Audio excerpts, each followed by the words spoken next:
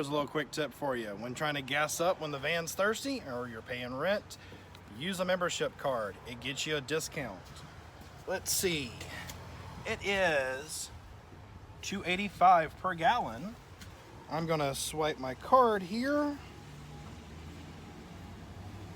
Try to. A minute, but it finally swiped. So it went from $2.85 to $2.82. 3 cents off per gallon. It always helps when trying to pay rent.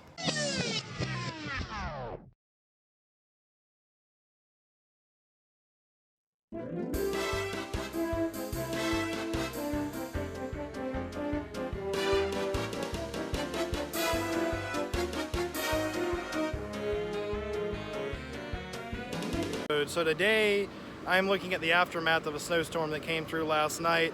Hermes is a little dirty. If you want to see, it's got salt. It's not good to keep that on for long. So what am I doing today? We are going to go right back here and get washed up. Going through the car wash now. To me, living in the north, well, working in the north anyway, it's very important to keep your car nice and clean, get all the salt of it. To me, that's the life of the vehicle, so it doesn't rust or anything else. Oh, let's see, there it goes.